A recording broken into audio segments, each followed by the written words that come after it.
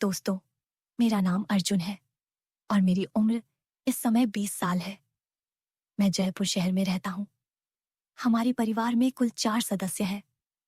मेरी छोटी बहन नेहा, जो लगभग 13 साल की है, बहुत होशियार और चंचल लड़की है। मेरे पापा राजेश एक बैंक में अधिकारी हैं, जिसके कारण हमारा परिवार आर्थिक रूप से ठीक-ठाक स्थिति में है। मेरी मम्मी सुनीता, जो लगभग 35 साल की है, एक गृहिणी है। मैं पढ़ाई में काफी अच्छा हूँ। इस समय मैं मेडिकल कॉलेज में एमबीबीएस कर रहा हूँ। मेरे पापा बहुत सख्त स्वभाव के हैं। उन्होंने मुझे एक अच्छे स्कूल और फिर मेडिकल कॉलेज में दाखिला दिलवाया था। मोहल्ले की कई लड़कियां मेरे साथ दोस्ती करना चाहती थीं, लेकिन मैं अपनी पढ़ाई पर ध्यान देने में ही व्यस्त रहता था। जब मैं 17 साल का था, तब मेरा ज्यादातर समय पढ़ाई और घर के कामों में बीतता था। मेरी मम्मी एक गृहिणी थीं।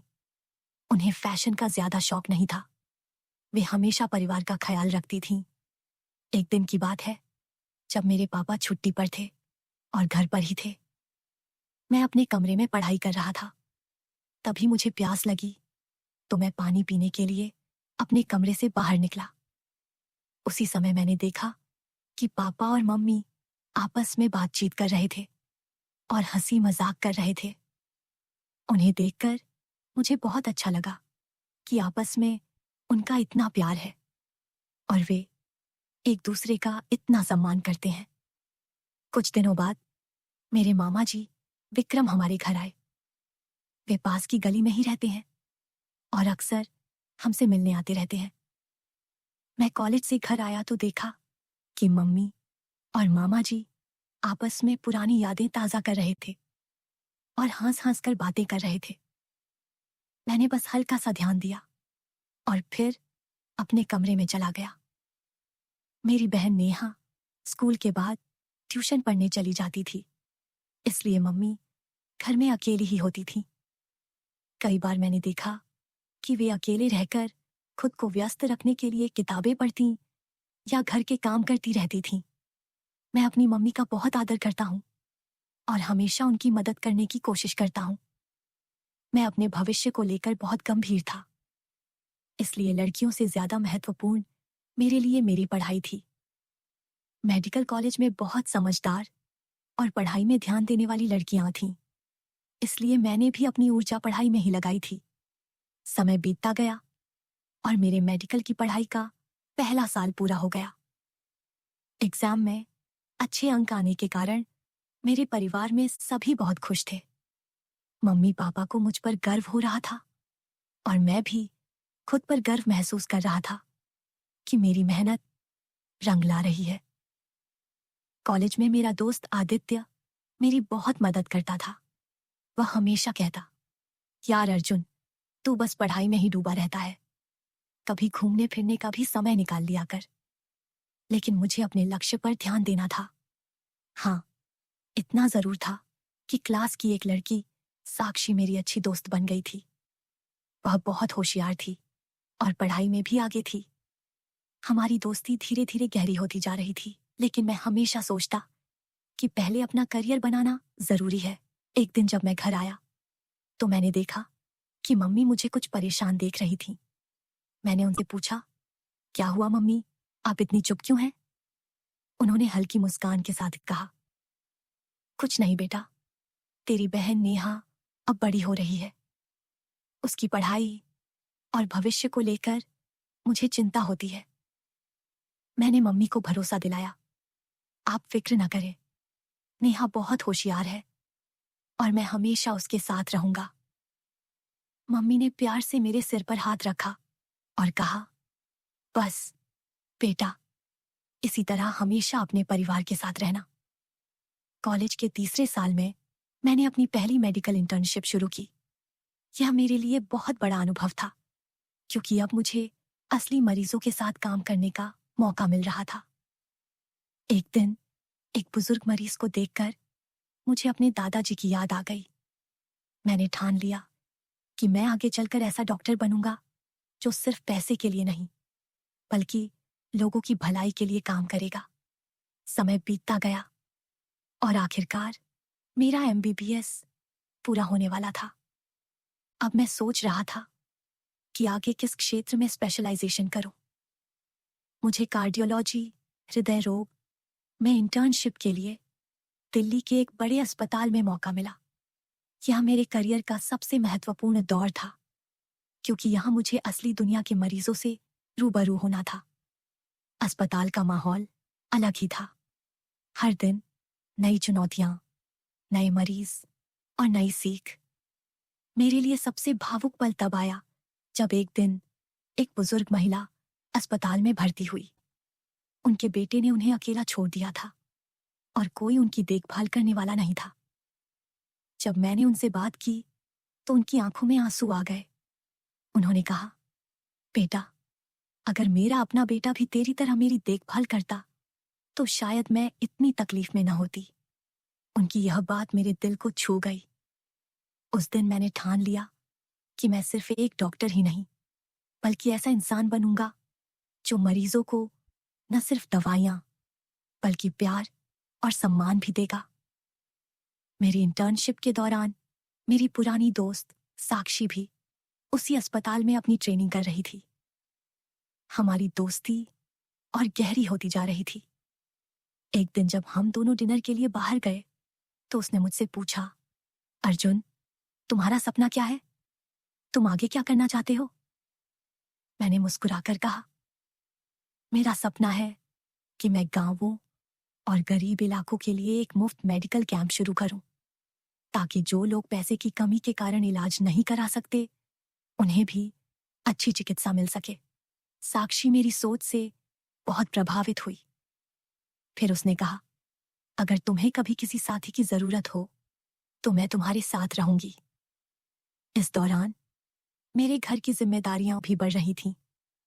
मेरी बहन नेहा अब कॉलेज में आ गई थी और मम्मी पापा चाहते थे कि मैं जल्दी ही अपने करियर को स्थिर करूं। पापा की तबीयत भी ठीक नहीं रहती थी, इसलिए मैंने सोचा कि कुछ समय तक मैं दिल्ली में ही नौकरी करूं, ताकि मुझे अनुभव भी मिल सके और घर की जिम्मेदारियां भी निभा सकूं।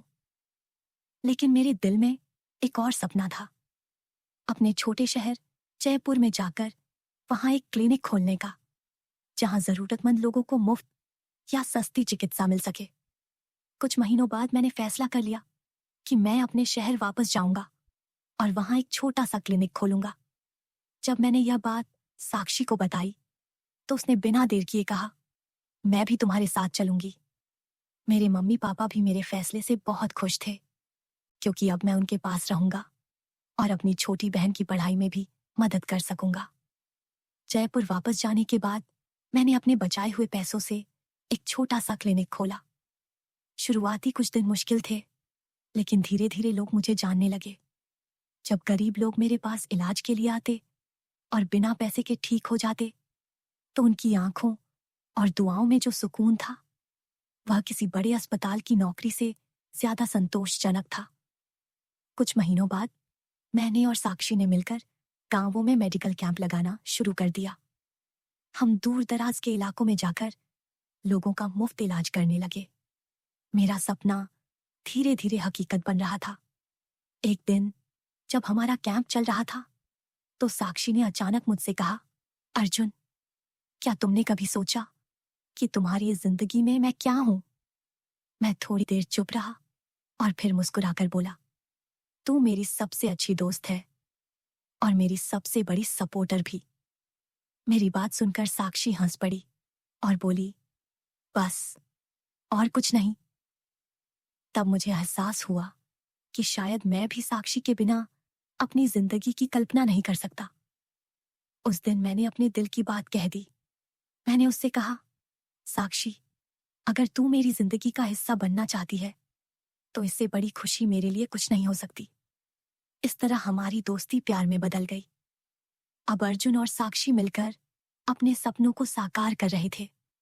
गरीबों की मदद करने का सपना, एक अच्छा डॉक्टर बनने का सपना और साथ मिलकर जिंदगी गुजारने का सपना। दोस्तों, यह कहानी हमें सिखाती है कि असली खुशी सिर्फ पैसे कमाने में नहीं, बल्कि दूसरों की मदद करने में है। अगर हम सच्चे दिल से किसी लक्ष्य को पाना चाहते हैं तो कोई भी अड़चन हमें रोक नहीं सकती।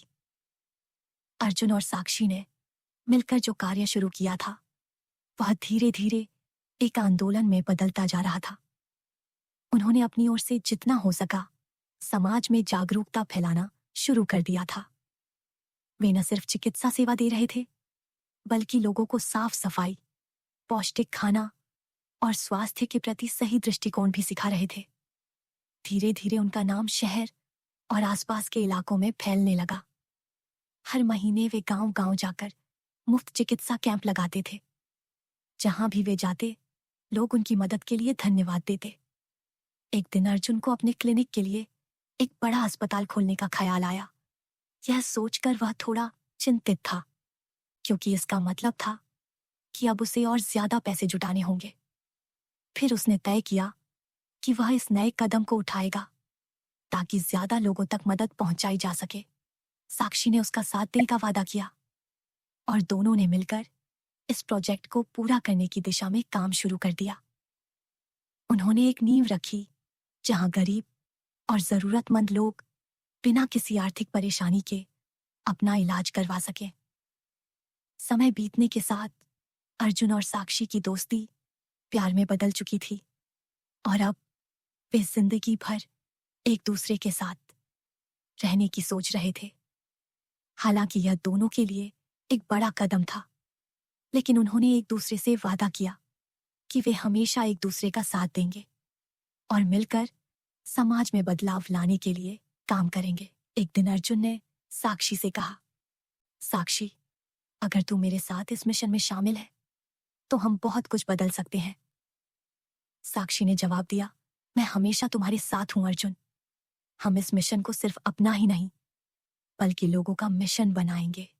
अर्जुन और साक्षी ने मिलकर एक बड़ा फैसला किया। वे अपना एक अस्पताल खोलेंगे जहां गरीबों और कमजोर लोगों का मुफ्त इलाज किया जाएगा। यह अस्पताल एक आदर्श अस्पताल बनेगा जिसमें न सिर्फ इलाज बल्कि मानसिक और शारीरिक स्वास्थ्य का भी ख्याल रखा जाएगा। कुछ सालों बाद अर्जुन और साक्षी का यह सपना पूरा हो गया। उनका अस्पताल अब शहर का सबसे बड़ा और सबसे भरोसेमंद चिकित्सा केंद्र बन चुका था। उनके अस्पताल में न सिर्फ अच्छे डॉक्टर थे बल्कि मरीजों के लिए एक अच्छा माहौल भी था, जहां उन्हें केवल शारीरिक इलाज ही नहीं बल्कि मानसिक और भावनात्मक समर्थन भी मिलता था। अर्जुन और साक्षी के इस मिशन ने न सिर्फ उनकी जिंदगी को बदल दिया था बल्कि वे हजारों लोगों की जिंदगी भी बदल रहे थे। उनका अस्पताल अब सिर्फ एक चिकित्सा केंद्र ही नहीं बल्कि एक उम्मीद का प्रतीक बन चुका था। एक दिन अर्जुन ने साक्षी से कहा, हमने जो किया वह हमारी मेहनत का नतीजा है, लेकिन इस सफलता के पीछे हमारा एक और सबसे बड़ा गुण था, हमारा एक दूसरे के प्रति विश्वास और प्यार। अगर हम दोनों का साथ न होता तो यह सब संभव नहीं हो सकता था। साक्षी मुस्कुराते हुए बोली, तुम बिल्कुल ठीक कह रहे हो अर्जुन। हमारा प्यार और एक दूसरे का समर्थन ही हमारी सबसे बड़ी ताकत है। अर्जुन और साक्षी के लिए अब एक नया अध्याय शुरू हो रहा था। वे जानते थे कि उन्हें अभी भी बहुत काम करना है, लेकिन वे संतुष्ट थे कि उन्होंने वही किया जो उनके दिल में था, समाज के लिए कुछ अच्छा किया। अब उनका सपना सिर्फ एक अस्पताल खोलने तक सीमित नहीं था। वे पूरे देश में मुफ्त चिकित्सा सेवाएं देने का ख्याल रखते थे और इसके लिए अलग अलग पहलुओं पर काम कर रहे थे। उनका मिशन था कि स्वास्थ्य सेवा हर किसी के लिए उपलब्ध हो, चाहे उनकी आर्थिक स्थिति कैसी भी हो। अर्जुन और साक्षी ने साबित कर दिया कि अगर इंसान ठान ले तो वह किसी भी मुश्किल को पार कर सकता है और समाज में सच्चे बदलाव का हिस्सा बन सकता है। दोस्तों, यह कहानी हमें सिखाती है कि अगर किसी के पास सही उद्देश्य और दिल में प्यार हो तो वह किसी भी मुश्किल को पार कर सकता है और समाज में सकारात्मक बदलाव ला सकता है। संघर्ष, मेहनत और विश्वास के साथ किया गया काम कभी बेकार नहीं जाता। तो दोस्तों, यह थी हमारी आज की कहानी। उम्मीद है कि आपको यह कहानी पसंद आई होगी। अगर आपको यह कहानी अच्छी लगी है तो वीडियो को लाइक, शेयर और चैनल को सब्सक्राइब जरूर करें। मिलेंगे एक और नई कहानी के साथ। धन्यवाद।